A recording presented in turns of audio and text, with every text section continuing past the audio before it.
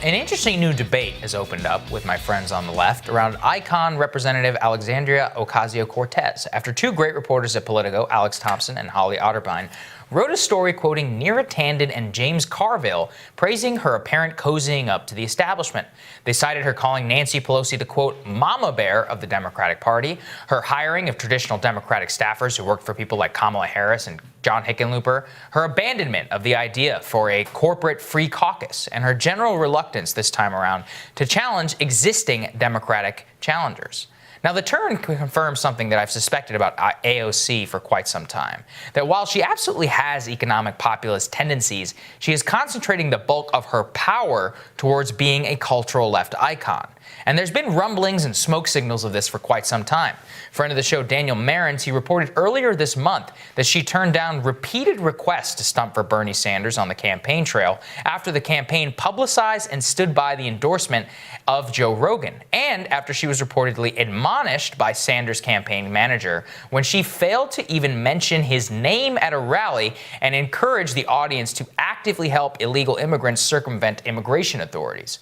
The New York Times also reported earlier this month, AOC encouraged Sanders throughout his campaign to play nice with Senator Elizabeth Warren, even after the Massachusetts senator falsely accused him of making a sexist comment in a private discussion from nearly a year earlier. All of this was a manifestation of something that's been pretty evident to me, even in her so-called Justice Democrats endorsements. As Ryan Grimm noted on our show yesterday, the two Democratic challengers that she endorsed this time around were both backed by major women's organizations in D.C. because they were going up against pro-life men.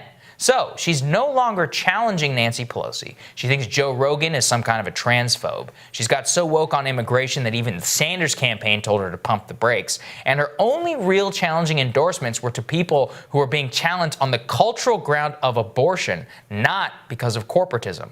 In short, it seems that AOC will take the progressive left somewhere that I've actually thought it might end up for quite some time. Having the correct objections to our economic structure, but ultimately when push comes to shove, they fight on cultural ground, which is so far out of step with the norms of the United States that they will hopefully, in my view, never have a chance at taking power. And the perfect example of this was the moments after the Senate passed its multi-trillion-dollar stimulus bill. You know, of course, Crystal and I thought it does far too little for working Americans, far too much for corporations. But that's not what her first objection was about. Instead, her first objection was that illegal immigrants won't be getting direct cash payments. Now look, I know some of the people who watch the show probably agree with that. But if you think that that's the political ground that you should immediately react on in a country where immigration remains a #1 concern of registered American voters in 2020, then you're out of your mind. Some of you will say, yeah, but she gave a passionate speech on the floor of the Congress excoriating the bill. I would say, okay, yeah. And then she still voted for it, as did Bernie Sanders, by the way.